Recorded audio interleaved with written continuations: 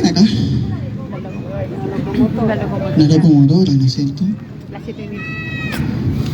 ¿A vapor o a petróleo? O diésel, como dicen los ferroviarios. A vapor, ¿no es cierto? Ya. A madera.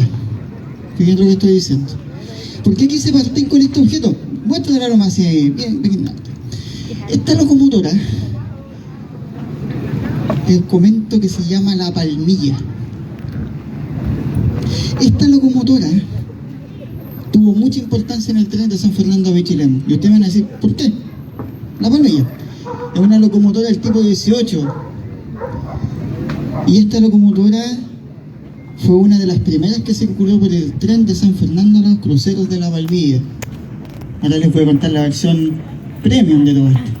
Y esta locomotora estuvo presente llevando, escuchen bien, materiales de trabajo entre Palmilla hasta el Lingue. Hasta ahí tengo noticias de la Palmilla. ¿Y por qué la trajimos acá? Porque esta es la nueva adquisición del Museo Virtual. Y con esta locomotora, que logramos encontrar un planito, en muy malas condiciones, pudimos revivir a la Palmilla, a la Curicó y a la Cachapoal, que son locomotoras gemelas de estas, que también circularon por otras vías de nuestro Chile. Y así yo quería partir con este objeto, con la Palmilla, porque fíjense que la Palmilla va a ser el inicio del ramal de San Fernando a Pichilemu. Yo creo que ya saben mucho del tren a Pichilemu, pero vamos a contar cosas. Fíjense de que el ramal de San Fernando a la Palmilla se construyó entre 1870, el 27 de octubre de 1870, hasta el 25 de mayo de 1873. ¿Quién se adjudicó esto? Entre Pedro Vivanco y don Juan Murphy en compañía. Y don Juan Murphy era lo que a futuro sería la maestranza y galvanización, que donde construyeron y armaron locomotoras del tipo 57 que llegaron acá, a Pichilemu. Ahí tenemos el primer dato. Y que Pedro Vivanco se adjudicó esto. Y que Pedro Vivanco, en septiembre de 1873, ya se le estaba acabando su recurso para construir el ramal hasta la Palmilla. Llegó el 1 de octubre, no había estación, no estaba ni la estación Manantiales, no estaba la estación Placilla, Rancagua, no estaban los edificios de estaciones. ¿Pero qué dijeron? Oye, pero si la estación de Rancagua, cuando llegó el tren allá, todavía no estaba, la estaban construyendo, tiremos el tren igual nomás. Ya, y así apareció el tren hasta Rancagua, el primer tren desde Estación Central hasta hacia el sur, el primer ramal, lo tenemos acá. ¿Ya? Entonces, aquí ya tenemos el primer dato. Después, en abril de 1873 llegamos a Cunaco y el 25 de mayo llegamos a La Palmilla. Y ahí dicen, no voy a poblar acá, y ahí dicen justamente, ya, vamos a ver si es que podemos extendernos hasta la playa. Bueno, la crisis de 1877 económica, con sequía, con poca lluvia, la guerra del Pacífico, 1885, bajo el gobierno de Domingo Santa María, y le dicen a su hijo, Domingo Santa María Márquez de la Plata, le dicen, oiga, ¿sabe qué? Usted tiene que hacerme un estudio desde Palmilla a Pichilemu, con O, no con U. Entonces, él hace su trazado y más o menos se dice, ya, de acuerdo, se puede construir eso, y con el decreto de Balmaceda aparece Palmilla hasta Halcones. Y ahí hay un lapso que increíblemente tuvimos la revolución de 1891 y casi se paró en la construcción del tren. Y la verdad de las cosas es que es el chiste, casi, porque no la detuvo. Y en los 5 años que se plantearon hacer esto, se logró. Cagüines varios. Por ejemplo, Pedro Roseló, que era el ingeniero jefe, se agarró del moño con el director de obras públicas, lo despidieron. Quedó Francisco Ignacio Prieto de manera suplente, y a los meses colocan a otra persona que es Juan Ignacio Rojas, y él es el ingeniero que termina todo esto. Ya en octubre, imagínense, para que más o menos veamos, en 1892, en mayo de 1892, ya el tren hasta Yerbas Buenas. ¿Han escuchado Yerbas Buenas, no? Sí. Ya, Yerbas Buenas, ¿dónde está? Cerca. ¿Maro? ¿Cuál es la comuna que está al lado de Pichilemu, hacia el oriente? ¿Maro? Chihue. Chihue, ya, ahí está. Hubo tiene un un puente, además. Entonces, fíjense, hasta Marchihue, 1892 ya llegaba de manera provisoria, con itinerario, con un poquito de plata que se tenía que pagar. 1893, mayo, llega hasta Halcones, provisorio. 13 de noviembre de 1893, yo sé que estas fechas no se van a acordar, yo creo que de aquí a 2 años más no se acuerdan.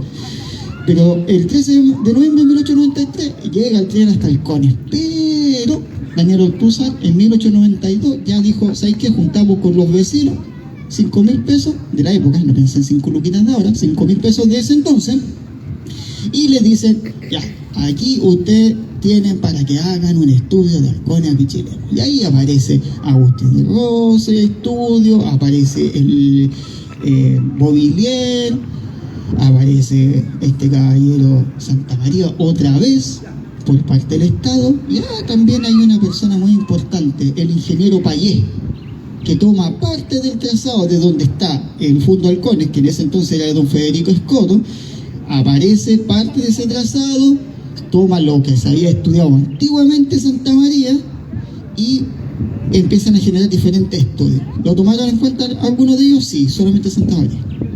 O sea, tenemos 4 personas que estudiaron diferentes trazados. Ya, esta es la parte bonita. La parte fea. Halcones a Pichilemu, si nosotros contrastamos desde San Fernando a Halcones, no es mucho lo que se demoraron en construir, pero si hablamos desde Halcones a Pichilemu, se demoró casi el doble. Ya, historia fea. Se empieza a hacer los estudios, Santa María entrega el tema, el ingeniero jefe que se transforma en el ingeniero jefe del ferrocarril de construcción de Halcones al Cardonal, don Asensio Estorquiza, que fue ayudante de Santa María, él se hace cargo de esto y dice, ¿saben qué? Vamos a tener que dividir Halcones al Cardonal, Cardonal el árbol, Túnel el árbol y hasta Pichilemu. Hasta ese entonces, como lo dije en el conversatorio, la función era el puerto. Como lo dije, el conversatorio de manera bastante cómica para algunos, sin piñata no hay posada, como dice el Estado, bueno, sin puerto no hay tren, pero llegó el tren, es el fin de la historia. Pero, ¿por qué se demoró tanto? Porque Víctor Romero Silva, que es el que se adjudicó las obras desde Halcones al Cardonal, se atrasó. Que le echaba la culpa a mi amiga La Palmilla, me voy a poner acá para no coplar, a La Palmilla, que La Palmilla tenía el tender que estaba todo podrido, que las bielas estaban quebradas, que los cilindros tenían fuga, etc. Bueno, él tenía que construir en un año. Y en 1903, para afuera. Lo echaron.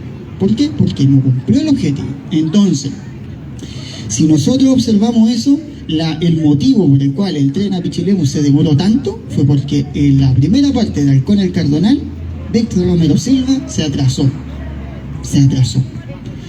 Sumen a eso de que tenía muchos subcontratistas y lo iba despidiendo. O sea, no tan solo trabajaba él no estaba al tanto de las construcciones, por lo tanto no tenía algunas veces ni idea de lo que estaba pasando acá. El túnel, la viña, se demoró porque voy a ser un poco más geógrafo en esto. La gente en geografía me puede entender un poco más, pero la capa sedimentaria que tenía ahí era arenisca. No sé si ustedes han escuchado el sapóleo. No me acuerdo el nombre completo técnico, pero sapóleo. Ya, eso hacía tan débil, porque ya estamos pensando en una macroforma de relieve como es la cordillera de la costa, que sea tan débil que por cada enmaderación que ponía se venía abajo el túnel. Entonces, el túnel La Viña fue el que generó muchos problemas. Bueno, hasta ahí vamos a dejar esa parte. Al Cardonal al árbol, ahí eso todavía estaba en veremos, que sí, lo trabajamos vía administración, etcétera. Túnel el árbol, la niña bonita para todos ustedes, el túnel el árbol. 2.250 metros de longitud. Bueno, decir, oye, pero si son 1.950, sí, pero originalmente eran 2.250 metros. ¿Y por qué cambiaron eso? Porque le faltaron dinero, luquitas. Túnel el árbol, Juan Miguel de la Fuente. Él se ganó la construcción, pero renunció. Y José Pedro Alessandri, que era el jefe, toma el tema. ¿Saben quién es José Pedro Alessandri, no es cierto? El hermano de don Arturo Alessandri. Vale, ya. Entonces, démonos cuenta de ello. José Pedro Alessandri inicia la construcción, toman algunas máquinas de aire comprimido, pero no les funcionó, encargó una de Estados Unidos, y ahí el 11 de mayo justamente se juntan las dos bocas. La boca poniente avanzó mucho más que la oriente, ¿ya? Para que entiendan, boca poniente de Pichilemu, San Fernando, boca oriente de San Fernando, Pichilemu. O sea, esa falla que nombra Mato y Vasallo está más o menos a los 1200 metros desde acá hacia allá. ¿Estamos?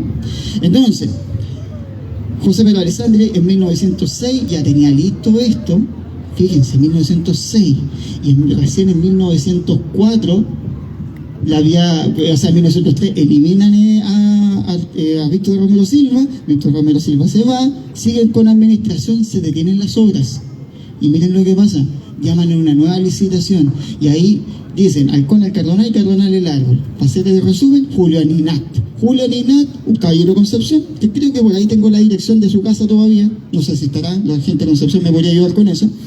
Fíjense que Julio Aninat se hace cargo de Halcón al Cardonal y encontró un desorden.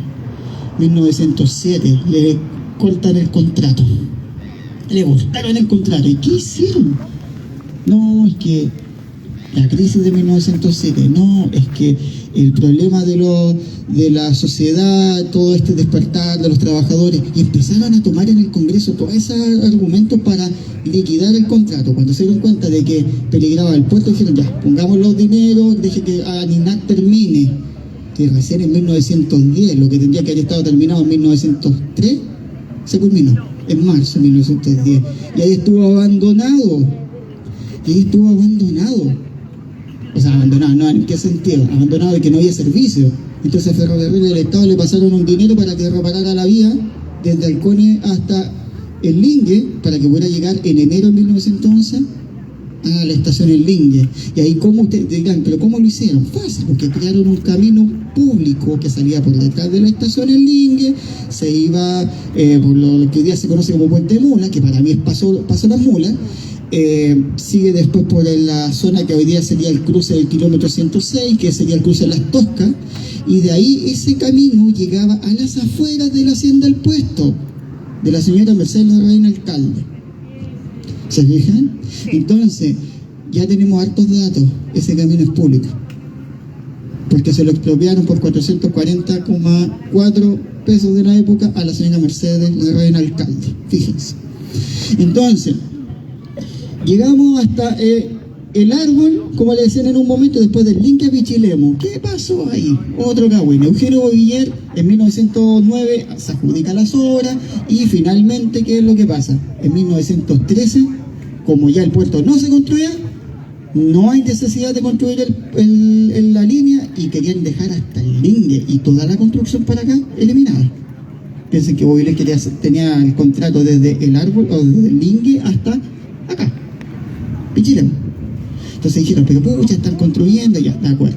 Ahí aparece una nueva reorganización, un año después, en 1913 se licita la obra, y aparece otro caballero, Pacífico Carrasco, que duró muy poquito tiempo, porque no se estaba demorando mucho, estaba alegando mucho, para afuera. Y ahí aparece don Alberto Larena. Y don Alberto Larena es uno de los constructores del puente Mula, ¿ya? Un puente de 18 metros de luz, 4 a los costados y 10 en el centro para que pasara el tren. Esto está más o menos en el kilómetro 99. Y de ahí suprimieron varios túneles. El único túnel que se mantuvo es el número 1, y ustedes lo conocen. Bueno, por aquí debe estar la mina, que ahí pusieron un cartelito, me acuerdo. El Quillay, el túnel número 1, el Quillay, el túnel número 2, que medía 600 metros más o menos, eliminado, hicieron unos cortes, el número 3, el número 4. ¿Por qué? Porque no tenían interés en llegar acá. El puerto se iba a hacer en San Antonio y ya no se hace acá. Entonces, llegamos al puesto. Ahora, derribemos mitos. ¿Por qué se llama el puesto? Por la senda del puesto, ¿no es cierto? Ya, ahora, cambiemos eso. Se cambió a Larraín Alcalde, no por la señora Mercedes, sino que por el hermano don Luis Larraín Alcalde, que murió en batalla en la Guerra del Pacífico, y él también tenía un hermano que se llamaba Patricio, que se hizo muy conocido en uno de mis libros favoritos, La Dios Séptimo de Línea. Entonces, fíjense cómo se va conectando la historia. Dicen, no, los terrenos de Larraín Alcalde fueron donados, tampoco, fue todo expropiado. todo expropiado. O sea, el Estado compró, el fisco compró. Ernesto Íñiguez, de hecho, fue a cobrar la platita. Hay un documento. Pero contemos un cabo en siete, porque Ernesto Íñiguez, hijo, alegó al ingeniero jefe, don Alberto de Conde. Le dijo: oiga, ¿hasta cuándo los de la cuadrilla de la reina alcalde me van a estar robando las ovejas? Los vi con mis propios ojos. Se llevaban 6 ovejas al hombro y fue a ver al campamento y faltaban como no sé cuántos constructores. Fíjense. Y solamente a través, lo estoy contando de ese objeto, la palmilla. Y ya a Pichilemu ya empiezan los baches, que no, dejémosla hasta la reina alcalde, que el constructor fue don Juan Bertoglio. Y la verdad, la reina alcalde de Pichilemu casi no llega. Casi no llega. ¿Y por qué casi no llega? Porque en 1917 se vuelve a tomar la licitación, rechazaron todo. Y miren el dato que les voy a dar. En 1919 vuelven a hacer una nueva licitación con los presupuestos de 1917. ¿Estamos? Y ahí, fíjense, aquí viene un dato importante. ¿Por qué se rechazan a todas las personas? Porque se había acordado que las personas que trabajaban tenían que ser de acá, de la zona de Pichilemu. O sea, tanto trabajadores como ingenieros tenían que contratar mano de obra local, no de afuera, y por eso los cortaron todas las alas a las personas que hicieron todo esto. ¿Viste? Y aquí tienen ustedes otro dato interesante. Pichilemu, o sea, empezaron a tomar en cuenta la población de Pichilemu. De ahí, 1919, se hace por tramos.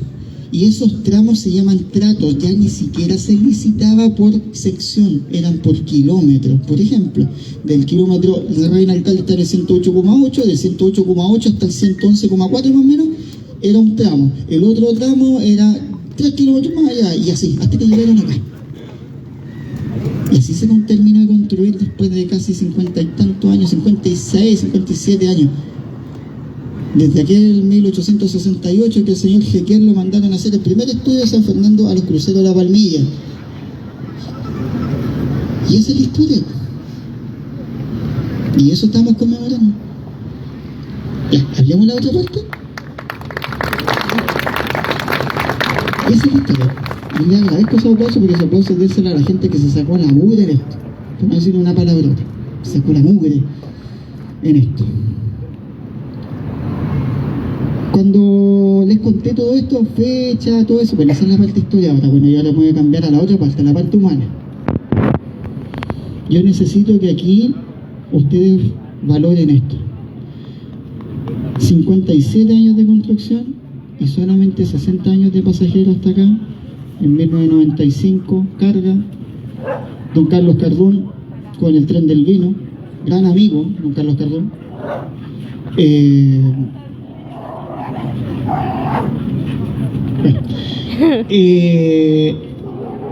Llevó a cabo el tren del vino. Antes Benedicto lo dijo. Benedicto con don Carlos son uno de los, pero incisivos en el tren del vino. Para que ustedes sepan, el tren del vino se detuvo en abril, no el 27 de febrero, en abril. En octubre del 2010 el tren del vino hizo pruebas, pero por no firmar el contrato F, el tren del vino se terminó y el ramal está en un estado calamitoso. A mí, como descendiente ferroviario, y perdón que lo saquen en calculación, me siento muy orgulloso de ellos. Mi tatarabuelo Juan de Dios, mi bisabuelo Luis Armando, mi abuelo Francisco, por el lado de mi madre, mi abuelita Anita, mis tíos que fueron boxeadores, mi abuelita Anita fue palomita blanca.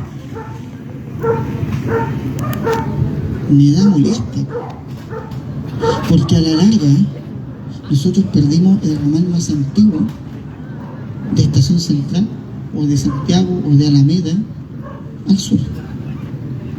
Que yo creo que todos ustedes se acuerdan cuando pasaban por el túnel, que todos se acuerdan cuando estaban llegando acá al paso inferior Tres Ojos, o que ustedes dicen Puente Tres Ojos, y lo único que estaban esperando era llegar a la playa. Algunos hasta se miraban por la ventana. O que había gente que viajaba a estudiar, o que venía por el día, el excursionista.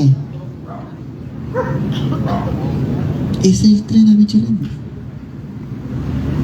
Y mi reflexión, no como historiador, porque historiadores hay muchos.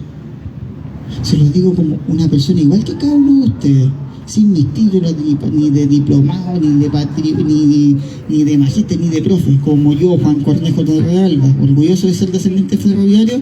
Pucha que me hubiese encantado haber llegado a Pichilemu en tren. Si no hubiese sido por don Carlos, yo siempre se lo he dicho, oiga don Carlos, si no hubiese sido por usted, no conozco ni el Pérez, no conozco el tren, no estaría acá, usted a lo mejor estaría con otra persona acá. Bueno, si no hubiese sido por don Carlos y la inquietud que me generó junto con mi padre es culpable, y yo siempre lo decía, tú eres el culpable, después no elegí. Mi papá me dijo, tu abuelo trabajó en la estación y eso sería todo. Yo estaba iniciándome como profe de historia. Orgulloso de ser descendiente ferroviario. Pero lo más orgulloso es poder estar compartiendo estas humildes palabras con ustedes, que eran mucho en la estación, que eran mucho en el ramal a Pichilemu, porque queda harto. Les cuento una anécdota. La señora Inés Córdoba, la primera pasajera del tren a Pichilemu que se subió en Colchagua, ella nació en Teno, y que la señora Birna Córdoba, que todavía está con vida, me comentó cuando la entrevisté, yo era novato, y ese dato de la señora Inés, por ahí está don Washington, ¿no? Por ahí está, sí, ahí está, ¿no? Sí, y lo alcanzo a ver acá, estoy súper encandilado. Me dijo, oiga, ¿sabe que había una pasajera? Y la fuimos a conocer. Un encanto de persona, y nos contó lo siguiente. ¿Saben qué? Cuando llegó el tren a Pichilemu, la gente pensó que el tren se devolvía. Y la gente que se iba por el viaje se tuvo que devolver a la estación de la Reina Alcalde a tomar el tren normal, porque el tren era un tren especial gratuito y el tren después quedaba acá y no salía hasta el otro día con servicio normal. Fíjense. Y la señora Inés se reía a carcajadas cuando decía eso. Le decía, no, como mi papá fue era jefe de estación, y cuando vivimos con unos familiares nos quedamos acá en el hogar ferroviario. Eso es lo que tenemos que valorar. Que tengan ustedes algo que es valioso, que el túnel del Águila, miren, el túnel del Águila no existe en el kilómetro 113, cercano al Paso de Ojo. Y que ahora es un talud de una construcción hecha por un humano donde se destruye un monte para alguna acción humana, que en este caso era el tren. ¿Se fijan? Y esos datitos son los que motivan ¿para qué? Para que ustedes sepan, se sientan orgullosos y a la vez puedan transmitirlo de generación en generación. Cuiden el ramal, porque de la manera que yo pueda lo voy a seguir haciendo. Así que eso, un abrazo, muchísimas gracias. ¡Bravo! Ese fuerte y cariñoso aplauso para nuestro profesor, don Juan Cornejo Torrealba, que nos entregaba esta locución.